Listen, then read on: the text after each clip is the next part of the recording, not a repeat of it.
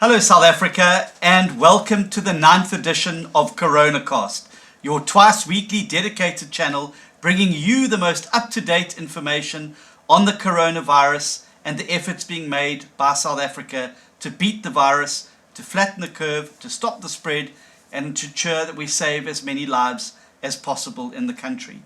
As you know, we welcome a guest every episode, and today my special guest in studio is going to be Geordin Hill-Lewis, who's a Member of Parliament, but also the DA's Shadow Minister of Finance. And we're going to be talking all matters the economy today, how the COVID-19 virus has affected the economy and why it's important for us to have a focus on the economy. Now, I'm sure many of you and those of you who've been writing into the show over the course of the last little while were as disappointed as we were with the announcement yesterday, particularly as it related to the regulations. I think that it would have been a wonderful sign of goodwill and camaraderie had some of the more draconian regulations been lifted to help ease South African citizens be able to get through this particular time. Instead, we saw them being strengthened. And for those of you who were hoping to be able to rush out today and get a carton of cigarettes or perhaps stock up on some wine, unfortunately, the minister's announced that this lockdown will continue. Now, we happen to think that any regulation that is passed, particularly in an extended period of regulations, as we are seeing, needs to be measured against one important test. And that test is, will this regulation strengthen the fight against COVID and help us defeat it? I think that there was some room for some relaxation, and it's unfortunate that that's been missed. Nonetheless, we'll continue to put the pressure where it needs to go, and hopefully we'll be able to see some sanity prevailing. But we must remember that a lockdown requires the buy-in of all citizens, and this can only happen if we treat our citizens like responsible adults and protect their rights as citizens. And so for those of you who still got questions, unanswered questions, that you're looking for guidance on something, remember that you can write in to the show with your questions. We've got people on standby who are able to answer some of them, and that can be done at coronavirus@da.org.za. That's coronavirus, one word, at da.org.za, and we'll be dealing with a few of your questions a bit later today. Remember as well that we've got a dedicated website where after every episode we post the frequently asked questions, we post the information that's emerged from that particular episode for you to look back at a bit later and to use as a reference. That is on the website www.da.org.za/defeating coronavirus. /defeating coronavirus. Please check it out. We make sure that all the information that goes up there is verified, so you don't have to worry about being a victim to fake news, that we get the most up-to-date information as possible so that you are informed as a citizen about what stage we're sitting at with the virus and how things are going. Remember as well that if you or any member of your family have been the victim of abuse by the security services, police, army, or the Metro Police, please report that to us at reportpoliceabuse@da.org.za. That's report police abuse, one word, at da.org.za. And alternatively, you can use our hotline, our WhatsApp hotline, 067 977 9324.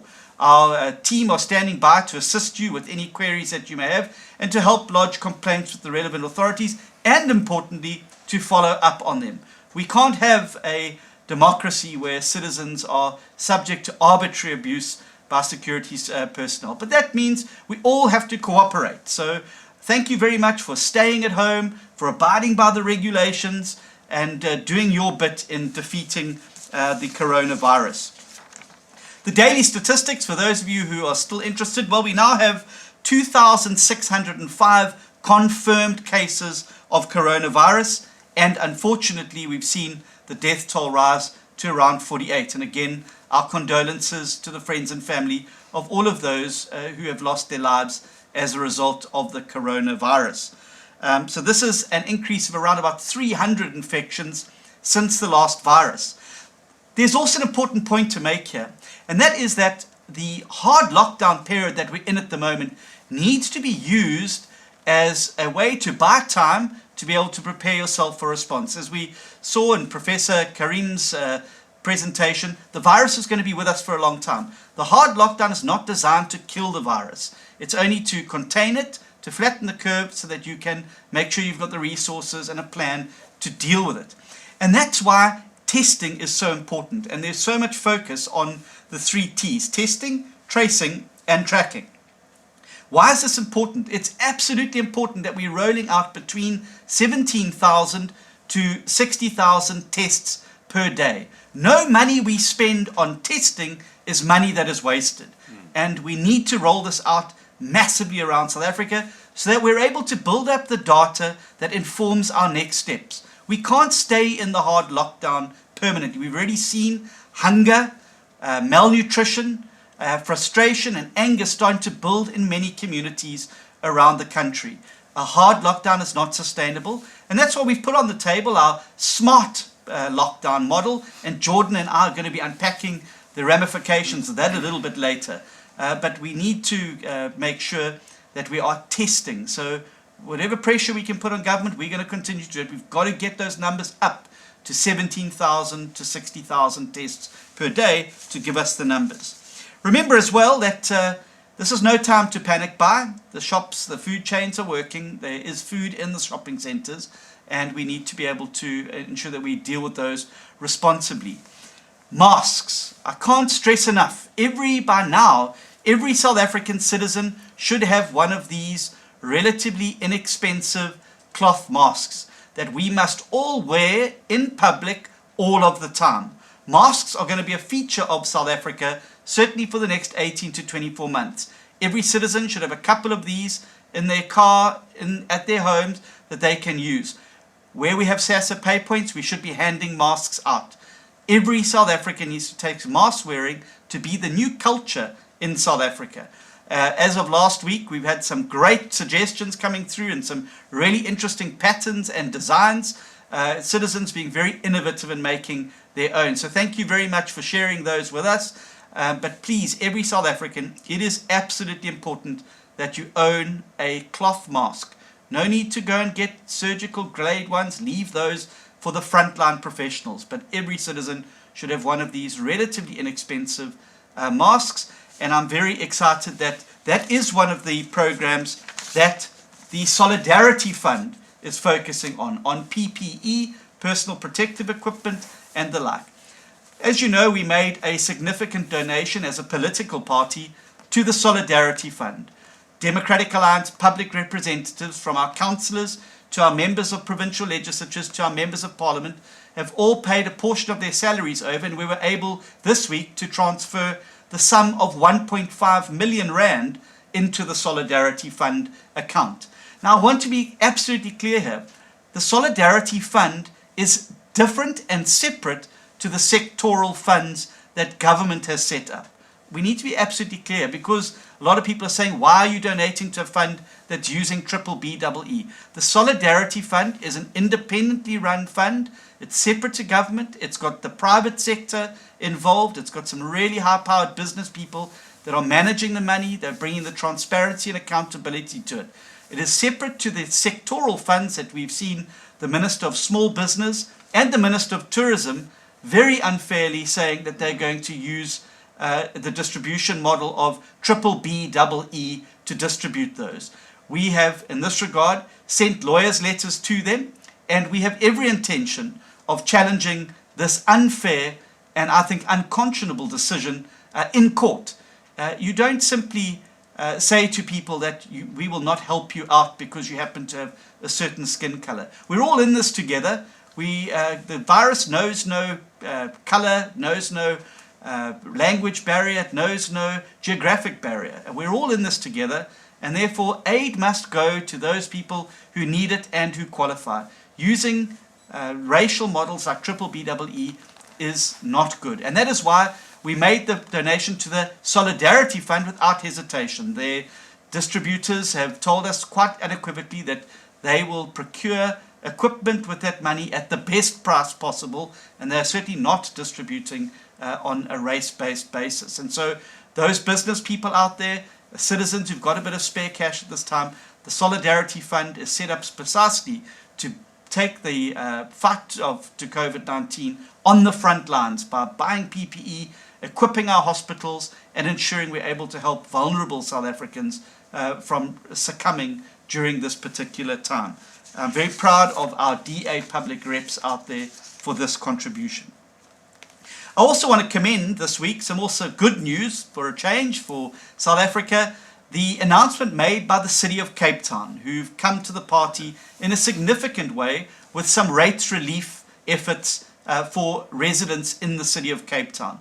What they have rolled out is quite significant to give assistance to both small business owners who can prove that their business has been affected by COVID-19, as well as distressed residential households to be able to manage that. Geordin's going to talk a little bit about that later, so stay tuned because we want to give you the details where you can make the application. But I'm very proud of the DA-run municipalities. The City of Cape Town is the first metropolitan council that has been able to roll out this type of assistance to its residents, and we're very, very proud of our team in the City of Cape Town. That they follow on Stellenbosch, Mossel Bay, and a whole host of other DA-run municipalities where similar relief is going out to citizens who need it the most in this difficult time of hard lockdown, where businesses and livelihoods have been significantly constrained. We will continue to do whatever we can, wherever we are in government, to make life easier and more bearable for the citizens who we serve. So thank you very much to those councillors and mayors and maycos who've been working so hard to ensure that. But an important lesson for South Africa going forward, and I think the governor of the Reserve Bank put it best when he said, you should be fixing the roof while the sun is shining, not when it's raining. And it's precisely because of the good financial stewardship in the City of Cape Town, because so many citizens in the City of Cape Town pay their rates and do what they are required to do, that the city is now able to offer this relief. So the victory is also yours, Cape Town, and I think you need to take a bow along with your City Council for that. I'm going to now cross over to my guest and my friend, Geordin Hill-Lewis. And Geordin is the Shadow Minister of Finance, and he's here to talk to us about all things economic, as well as talking about some of the ideas that we've put on the plate around our smart lockdown model. And then he's going to talk a little bit about the relief that we believe should be offered to residents and citizens. And stay tuned if you're in Cape Town for those details on where you can make your applications. So Geordin, let's start. First of all, welcome to Coronacast. Thank you very much. Great to have you on the show. Let's start. This binary narrative that it's the economy or lives. Let's just talk about that, because I think it's a bit of a dangerous narrative for people to get into. Do you want to take us through how our thinking has evolved on this matter?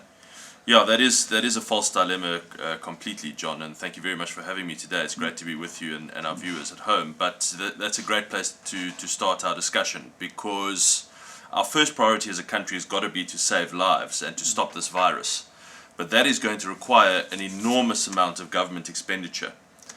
And then we also have to be there as a government to support people who are losing their jobs, small businesses who can't afford to stay open during this time, because this is both a health and an economic crisis. And that also is going to require a huge amount of government expenditure.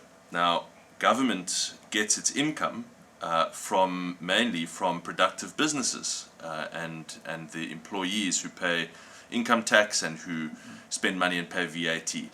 And so when the economy shuts down like it has these last 3 weeks, that means government income grinds to a halt as well.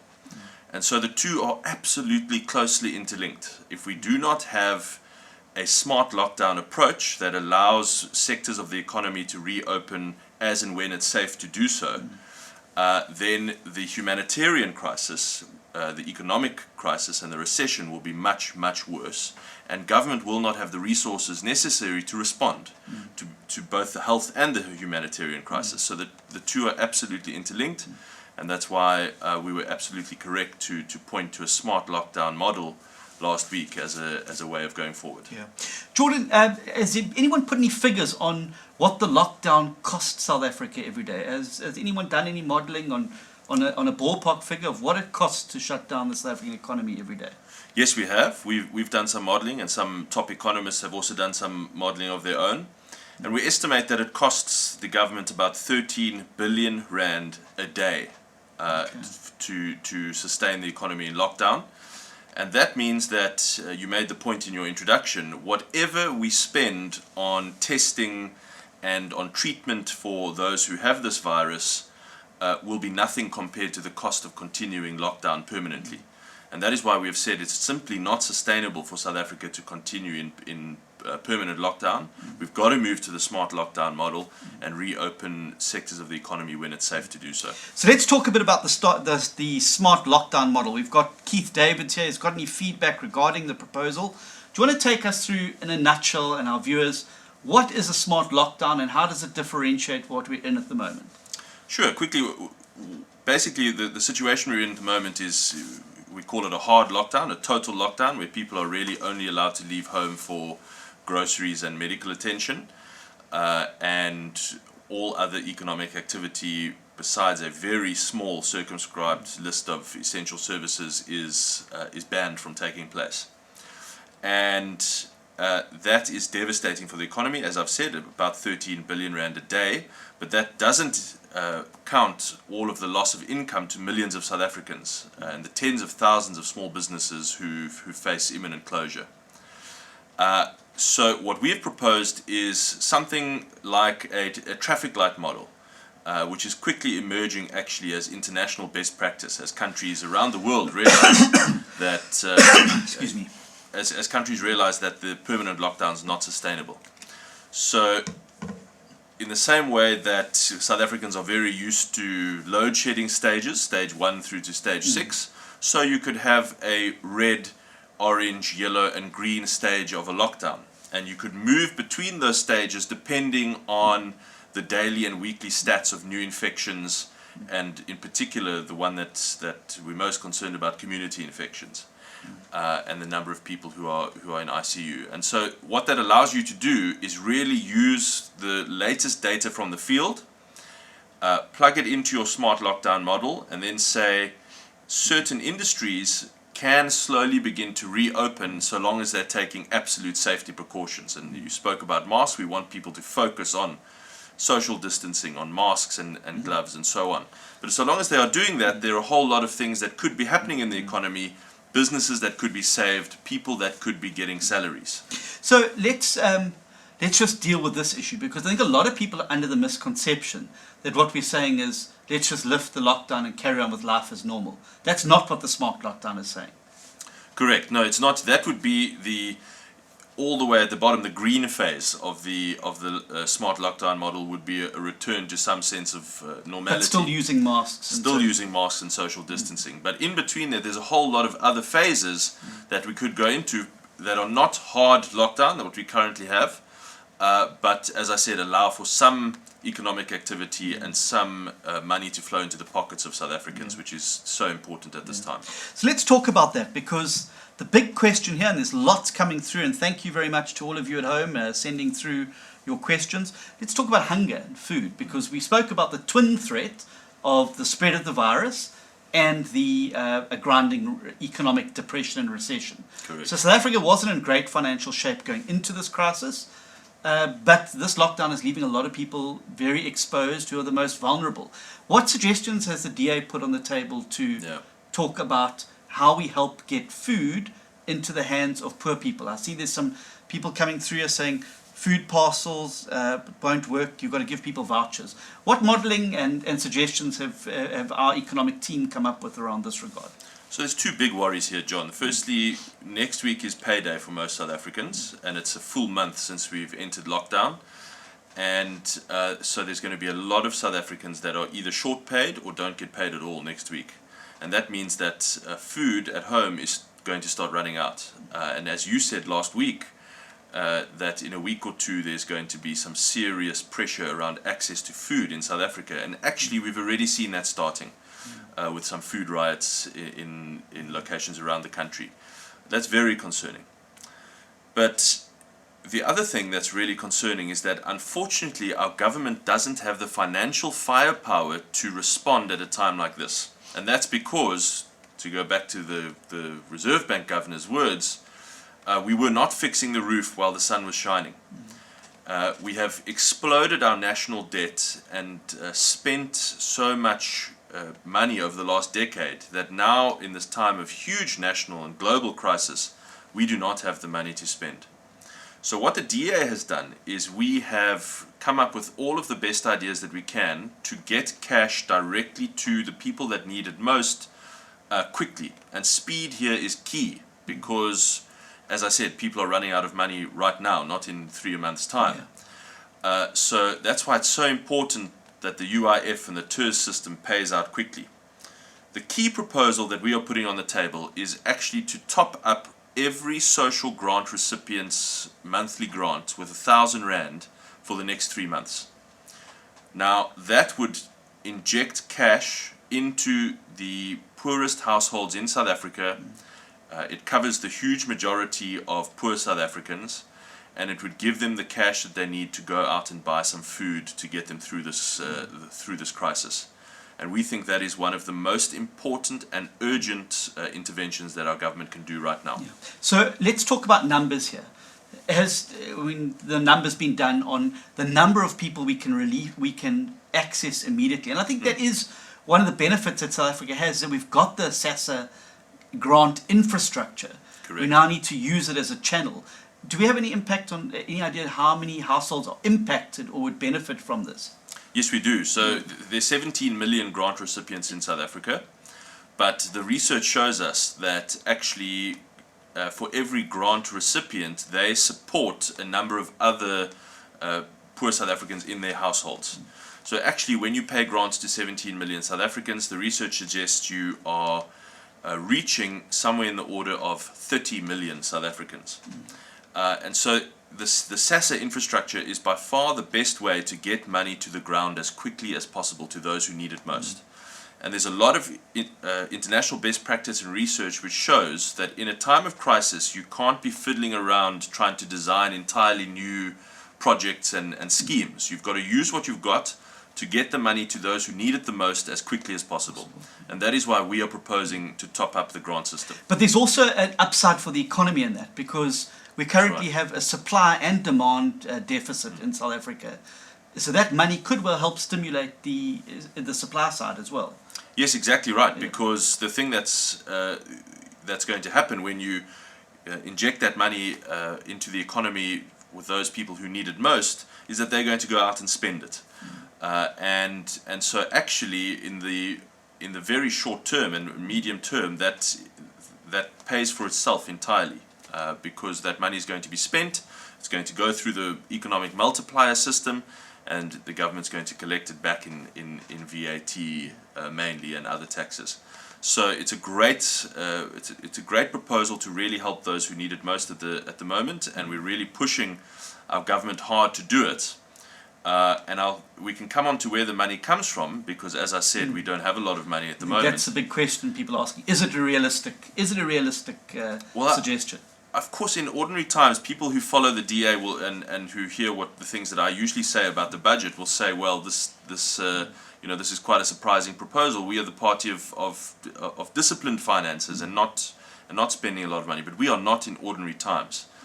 And really the consensus globally is that you've got to spend a lot of money helping those people who need it, and you've got to do it quickly.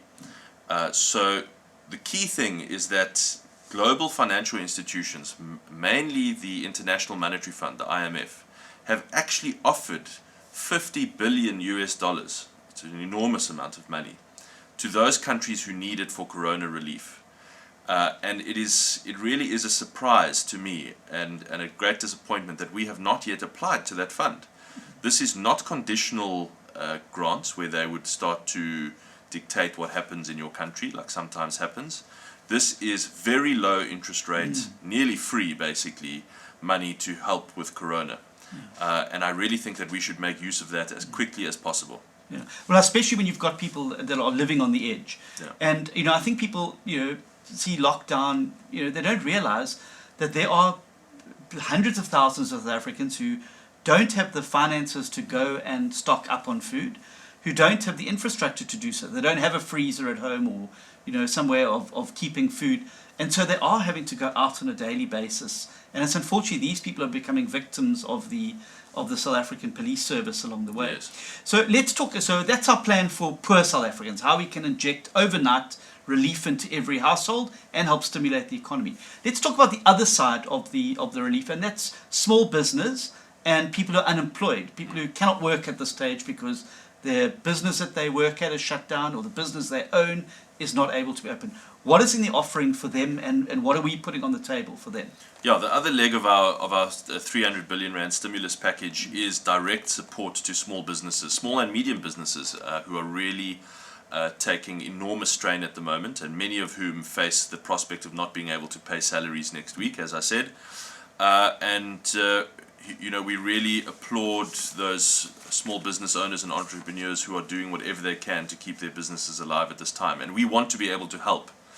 And so we are working on trying to get further tax deferments, and I was really hoping, John, to be able to come here and make an announcement around that, but unfortunately we haven't got 100% confirmation yet. But watch the DA's pages over the next few days, because we're working on further tax deferments for small businesses.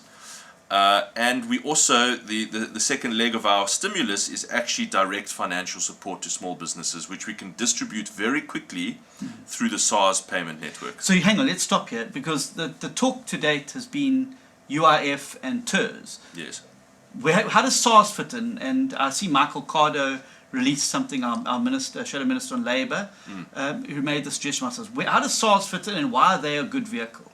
Well, so the UIF has got a huge pot of money, around 120 billion rand roughly, to help those who are being short paid or who are losing their jobs, who aren't being paid at all at the moment. The problem is, if any one of our listeners has ever claimed from the UIF, you will know that even in ordinary times, the UIF is extremely inefficient and takes usually 6 to 8 weeks to process a single claim. And they deal with about 25,000 claims a year. They're now dealing with more than 1 million claims in a few weeks. So they are completely overwhelmed and swamped and collapsing. But it's very important that system works, because it's got the financial firepower that we need to get to those. And speed is important here as well. And speed is critical, as I said.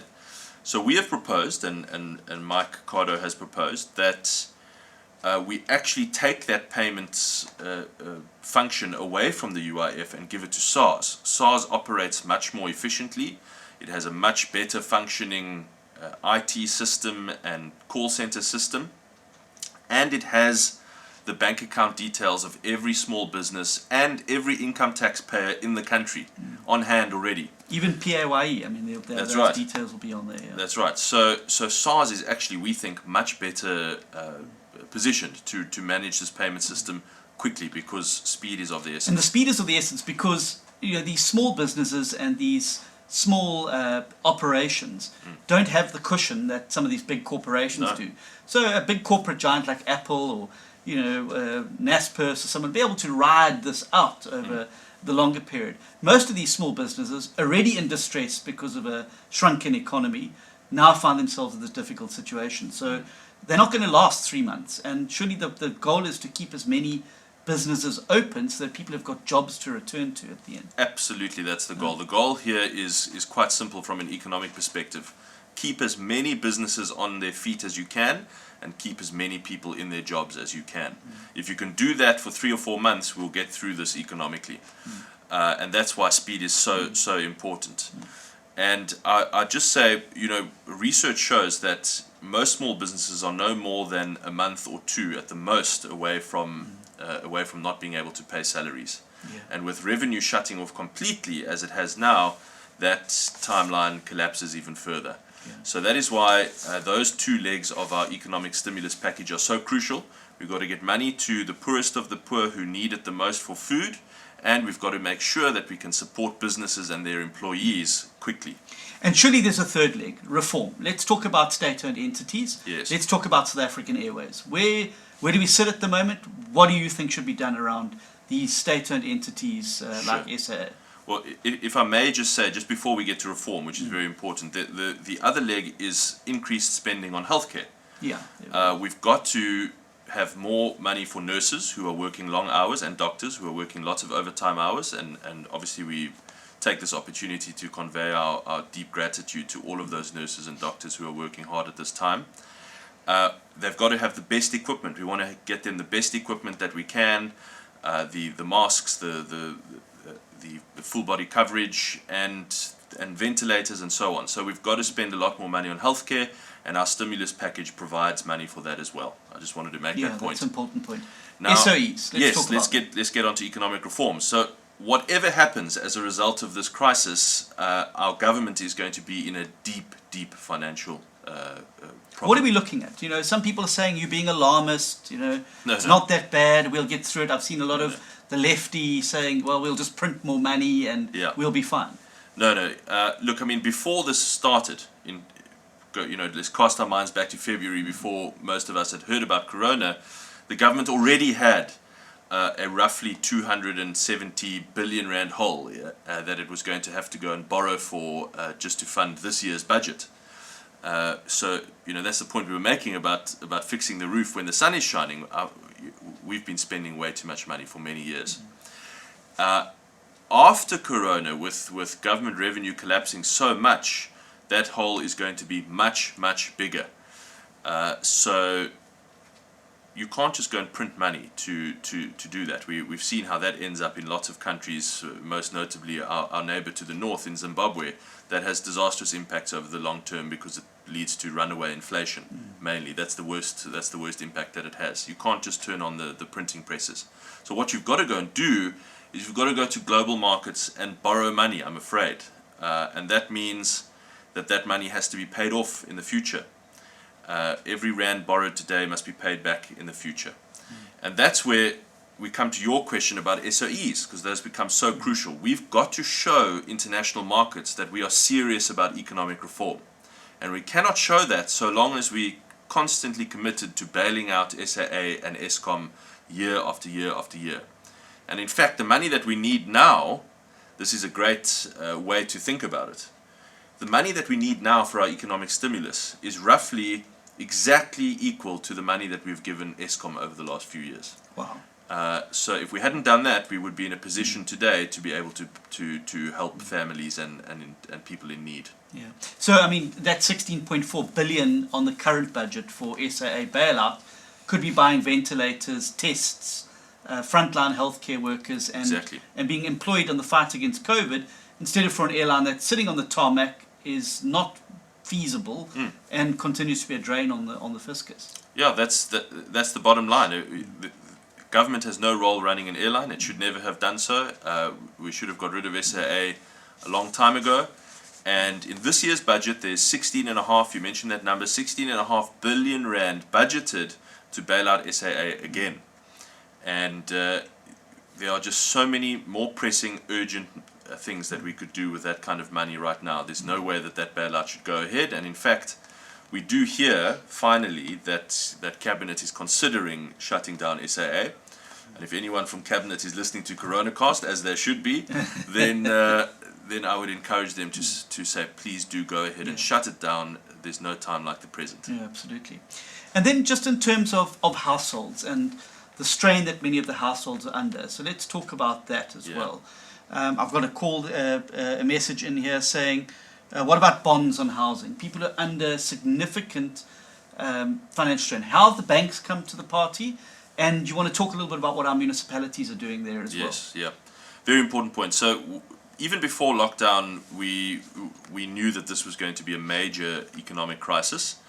And we were immediately out of the blocks calling on the banks to offer relief to South Africans before any government entity had done so. And I'm really glad that we did, because some of the banks did come to the party.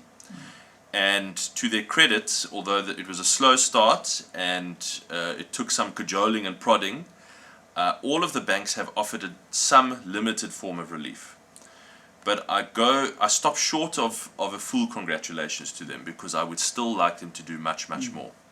Actually, what South Africans need is an across-the-board blanket payment holiday on bond and other debt repayments for the duration of this. Overdraft, car payments, all those sorts of things. Car payments, student loan payments, all of those kind of bank debts, and particularly for small businesses, business loans as well. They need an across-the-board blanket holiday, and I really am still working on getting the banks to do that and encourage them to do that. Yeah. Let's talk about the regulations. I mean, Neville's written in here about Becky Clella's banning of neighbourhood watches and the rural policing in rural areas, which largely relies on a community-based response rather than SAPS due to lack of resources.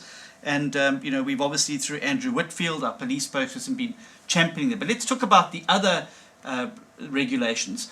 We just last week managed to get the wine export open again to try and get some foreign revenue and reserves and to help our farmers in South Africa. But that looks like it's been dealt a terrible blow by the regulations announced yesterday. Do you want to just talk about what the impact of that is on an economy? There's this silly narrative, there's this easy narrative in the media, John, that the wine industry is a bunch of extremely wealthy wine farm owners. Actually, the truth is that the wine industry, particularly in the Western Cape, firstly, it's the only established wine industry on the continent of Africa. It has worked very hard over the years, over many decades actually, but particularly the last decade, to win market space in the global market for South African wines. And now South African wines sit proudly on the shelves across the globe. And that market space can be so easily lost very, very quickly. And most importantly, it employs tens of thousands of people in this province, in particular in the Western Cape. Tens of thousands of farm workers. So it's devastating to not be able to export wine at this moment to markets that are still open for our products.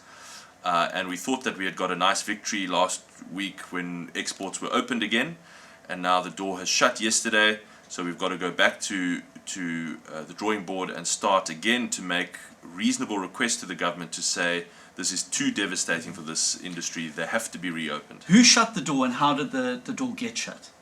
Well, it seems as though there's there's this convenient, silly narrative inside the ANC, the factions of the ANC, that the wine industry is all about wealthy families that own these very fancy farms, and there doesn't seem to be an understanding of the industry of the backbone of the industry, which is actually tens of thousands of rural farm workers, and also the hard work that has gone into building our place on the international stage, where we dominate and compete with the very best. And how easily that can be lost. So let's talk about, since we're talking about matters economic, we all know, we hear it every year at budget time, sin tax. Yes. Goes up every year. It's a great source of revenue for government. What is the impact of modelling on losing out on cigarette sales, for instance? Let's just talk about that as an example. And what dangers exist for being able to re-establish that as an income source for government that's going to be needed to fund the health response going forward? Yes, yeah. Well, they are called sin taxes because they are not healthy things for any citizen to do. But the fact of the matter is that millions of people do those things, enjoy a bit of alcohol and cigarettes.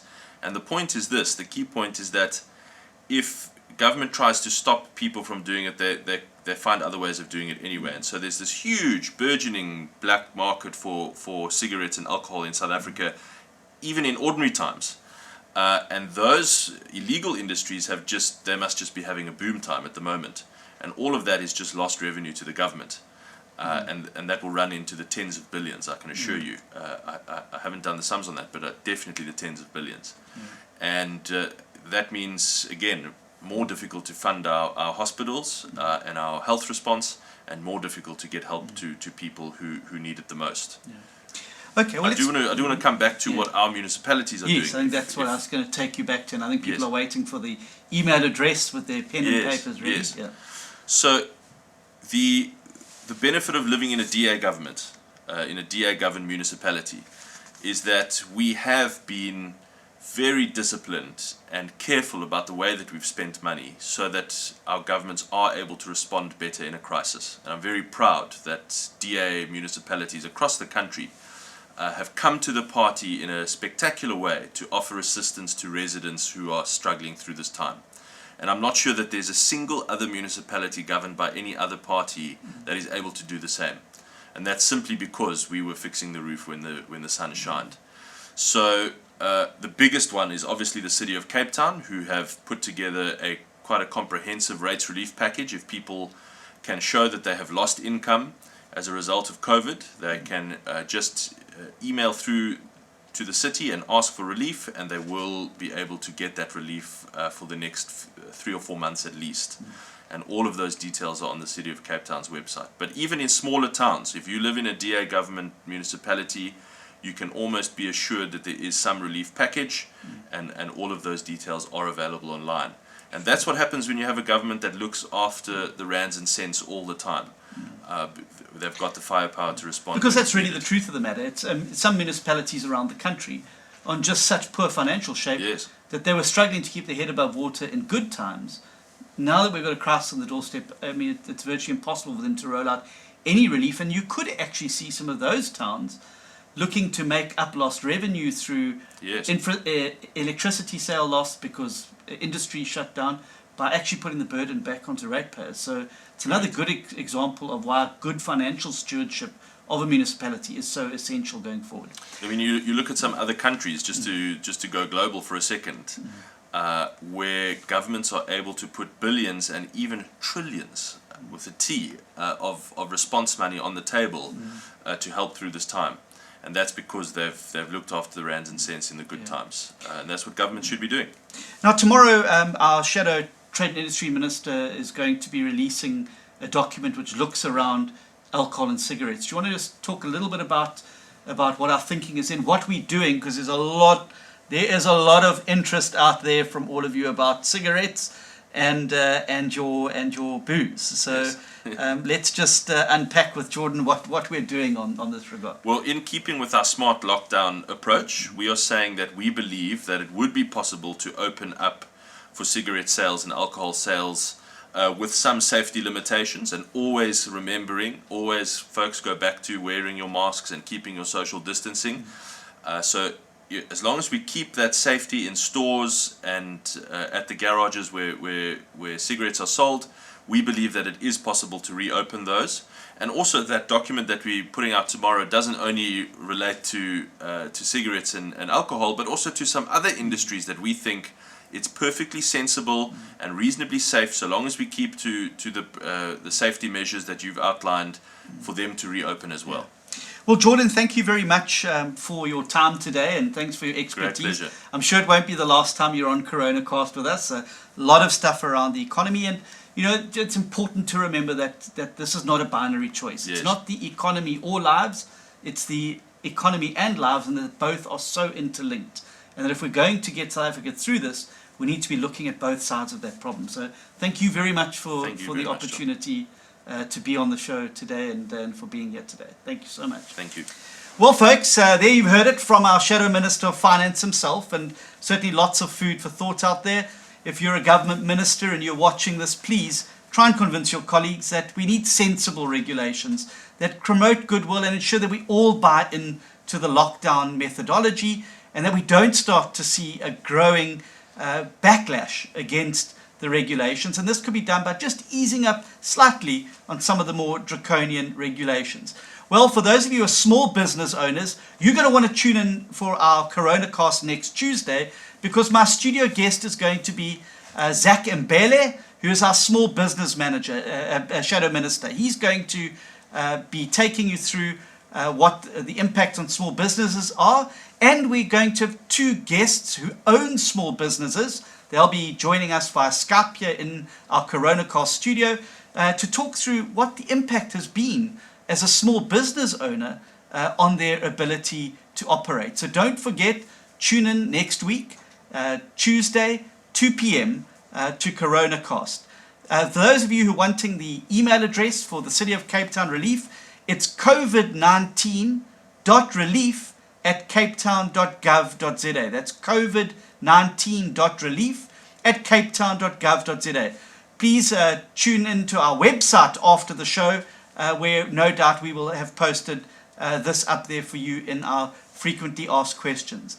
Don't forget, South Africans, if you don't have one yet, get your cloth mask. Make sure you're practicing the good hygiene, staying at home, abiding by the lockdown regulations, and most of all, stay safe, South Africa. We'll see you next week on Tuesday.